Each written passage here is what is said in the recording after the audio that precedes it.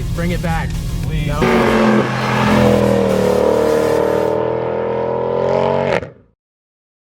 Good morning, ladies and gentlemen. I hope you are having a fantastic day. If you're new to the channel, my name is Parker Nierenstein. This is Vehicle Virgins, and today, my buddy Skyler brought over his 2012 C63 Amg. I love this car. Yeah, she's been fun. I've owned her since, May of 2018, and she's just been an absolute blast. I've put on carbon fiber everywhere, Vorsteiner wheels, ended up redoing the exhaust because the AMG noise has to be shown off. It's one of those things where if you don't show off the AMG exhaust, it's just not worth it. 100%. This, guys, is one of my favorite cars for the money. Originally, it cost $81,000 in this spec, and you can find these now for 35, 40 grand, and I think you got even a better deal than that. I picked this up for $32,000 with 70-odd thousand miles. Fun about them is the bottom of the depreciation hits right around that same point as well. So no matter what, you can drive the car for 20,000 more miles and still end up selling it for exactly what you bought it for. I love it, man. And this is the first edition. So they made this generation of the C63 AMG Coupe from 2012 to 2015. But given the fact that this is the first edition, there's some really cool perks. One, like this matte black paint that looks absolutely phenomenal. What else we got as far as upgrades for? Yeah, so it also comes with the P31 package, which also incorporates internals from the SLS AMG. You end up getting a really big power boost of 30 horsepower, which doesn't seem like much, but for this car, it really allows the motor to open up a little bit more. For a naturally aspirated car, that's a pretty big gain. You got these awesome Vorsteiner wheels. I love the body lines, they're so aggressive, the flared fenders. And then back here, some more carbon fiber bits. That quad exhaust is absolutely menacing. I think we're gonna need to listen to this thing pretty soon. We're gonna need to hear this thing at some point in the relative future. Should we start her up? I think we should start her up. Let's hear this thing purr a little bit.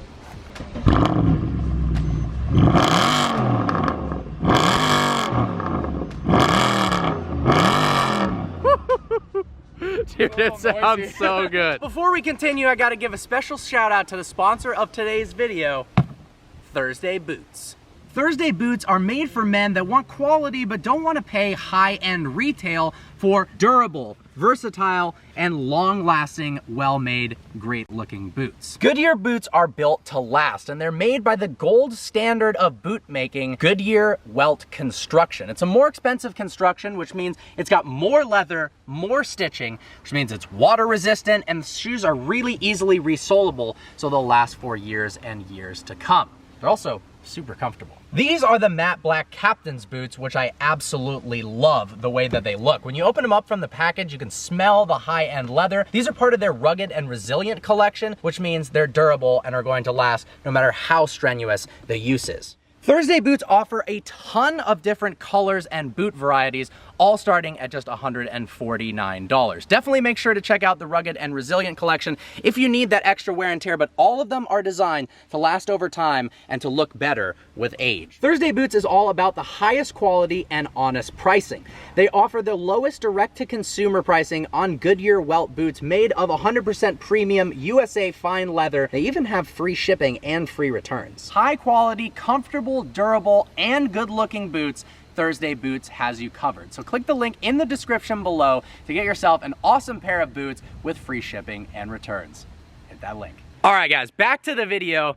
Skyler, can you pop the hood? Of course. To reveal one of the absolute best parts of this car. So in 2015, they changed the engine to a 4-liter twin turbocharged V8 that makes 503 horsepower. The problem is nothing has ever sounded as good as the 6.2 liter naturally aspirated V8 in this generation of AMG. This engine in particular, because it's the first edition and it has that P31 performance package, makes 481 horsepower and 443 pound-feet of torque. You were telling me that it's got some parts from the SLS AMG, so it's got what? Upgraded pistons from the SLS, it's got upgraded crankshaft, connecting rods. Yes, sir. Basically, it is one of the most bulletproof motors, in my opinion, that Mercedes has ever made. To the idea idea that they've literally strapped a motor that would belong in an SLS AMG into the body of a C250 is kind of ridiculous. So without the P31 performance package, we get 30 horsepower less. This thing is all power, baby. Gun-ho and happy as you could ever imagine. Put your foot to the floor and I swear. It sounds ridiculous. I think we've got to take this thing for a spin. Transmission-wise, it's got a 7-speed automatic with paddles. The response time isn't that great on it, is it? Honestly, it's one of those things that Mercedes, unfortunately, has kind of missed out on. They've made it a little bit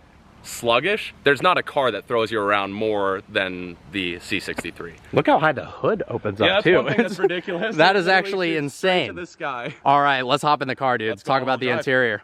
Hopping into the interior now, you were saying one of the perks of the first edition is this red bottom, flat bottom steering wheel and red stitching. So one thing that they actually ended up doing for the Edition 1 package was incorporating a red bottom steering wheel to complement all of the aluminum interior pieces that would go into the vehicle. Yeah, normally it was carbon fiber, so it's interesting that they've gone for this kind of stainless steel aluminum look.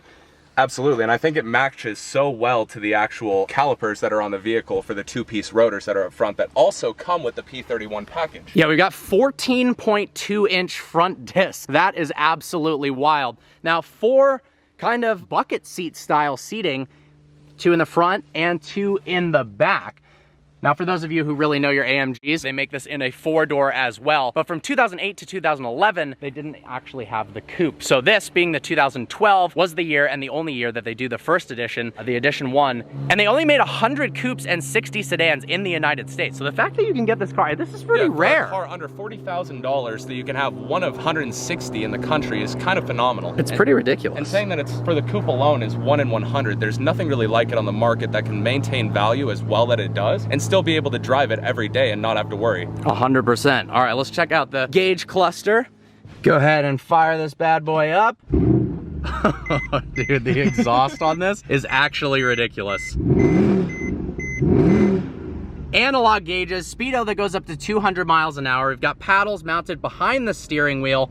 Different driving modes from Comfort, Sport, Sport Plus, Manual, and then even RS, Race Start, for launch control, which I think we'll definitely have to. I think we're gonna have to press this little magic button, twist that down to RS, and have a little fun on the road. Absolutely. You know, AMG and M guys do this has the fold down seats. So if you fold down the seats, you can hear the rear exhaust significantly more than you could with them up. Oh, it completely transformed the car. I found this out a week ago that you can actually pull 2 levers to lower the seats, and next thing you know, you can actually hear the 6.2 liter just absolutely the exhaust feels like it's right behind your head. We were doing that way too much last night. All right, time to take this car for a spin.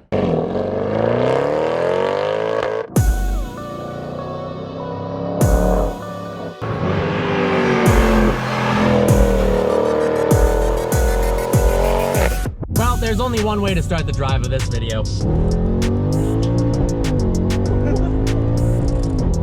Dude, the amount you hear the exhaust behind your head is actually ridiculous.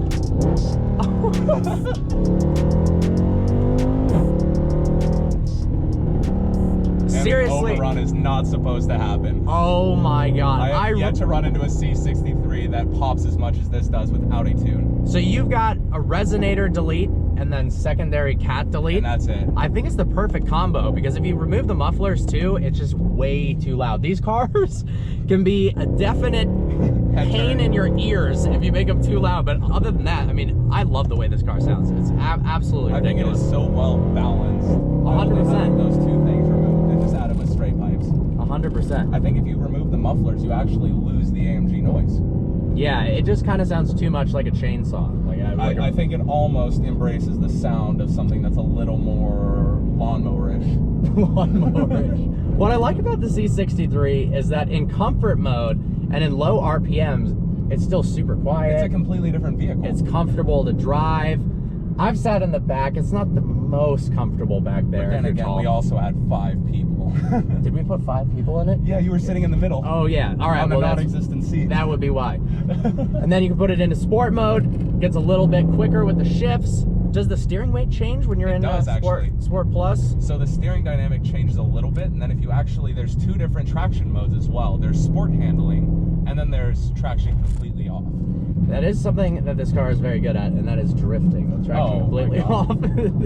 If you want to sling a corner, I think this may be one of the best cars for it. Absolutely. 0 to 60 in the C63 with the P31 performance package is 3.7 seconds, which is faster than the E92 M3 at the time, which did it in just over 4 seconds. Thinking that you can get a car for 32 grand that's rare, that looks fantastic, does 0 to 60 below 4 seconds, and sounds phenomenal, it's a pretty incredible feat. Oh, absolutely. And having a top speed of 174 miles an hour, it's kind of hard to beat. 100%. What's the fastest you've ever taken this? 165. There you go.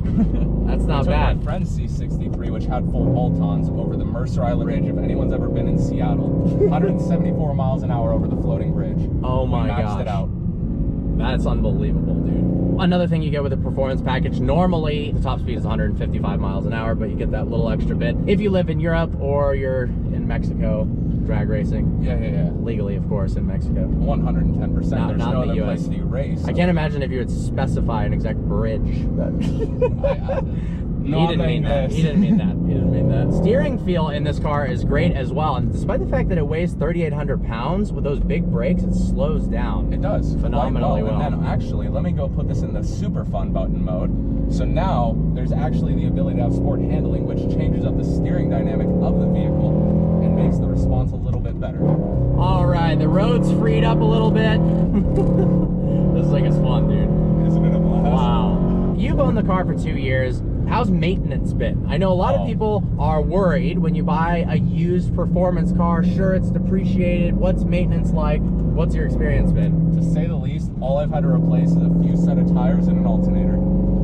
I mean, that's unbelievable. This car actually is reliable if you get a 2012 to 2015. Correct. So you were mentioning what happens on the 2008s to 2011s. Yeah, so in the 2008 to 2011s, they had an issue with the head bolts. They would occasionally stretch under high pressure and high load, and would actually end up causing the motor to seize and hydrolock, which is kind of a problem. Yeah, when the motor replacement's $20,000. I don't think you want a hydrolocking experience. No, I don't think that's an ideal situation on a vehicle. And I actually had a friend who had a 2011 sedan, and that happened to him. And then they did a refresh.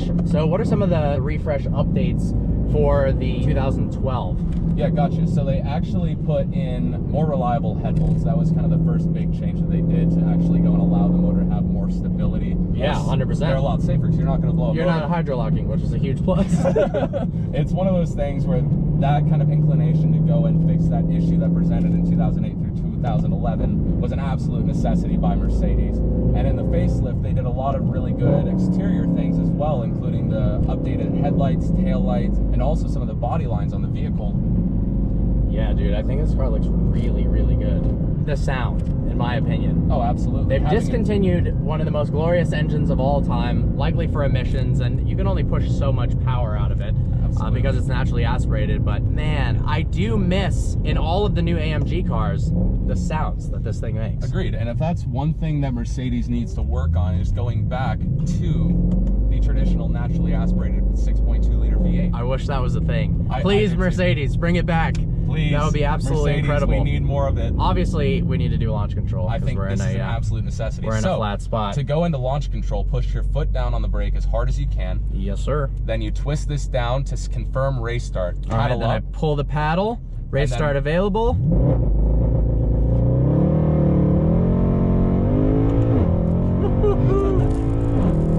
Dude, it actually sounds like most appealing sounding chainsaw of V8 Fury behind your head ever. Oh my God. I think it is one of those cars that is absolutely menacing once you hear it on the road behind. 100%. What have been your favorite parts about owning this car? So you've had it for 2 years. So I've taken it on road trips everywhere. I actually just drove it down to California, and the car had no issues. I threw it in comfort mode, and it was probably the most comfortable sailing car at 120 miles an hour for an average driving down through Mexico. Other than that, the car, for an overall comfort, I wasn't planning on keeping this car for more than a year.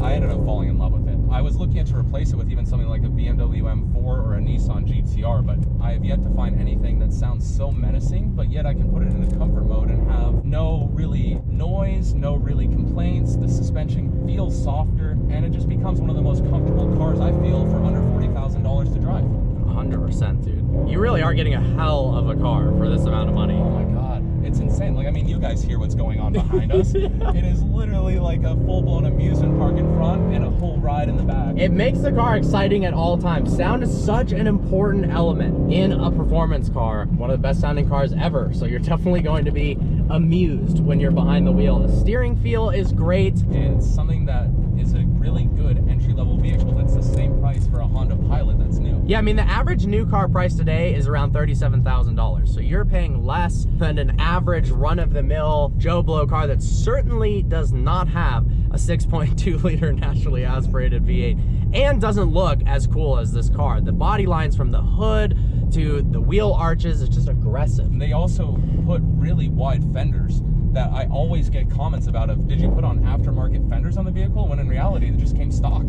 Yeah, no, it's amazing. Then you've got the 507 edition, which was, you know, a rare model of the C63 that's got 507 horsepower. It is basically a baby Black Series. Exactly. It's 507 horsepower straight out of the gate, and it's something that I think they have almost borderline perfected. And if they would have kept that year, that model, and kept that power delivery that came from the 6.2, it arguably is one of the best cars on the road. 100%. I really like the hood on the 507 as well. Agreed, with the 2 entrance points for more airflow towards the motor to keep it cool. It's unreal. All right, so I'm gonna switch. I'll let you drive.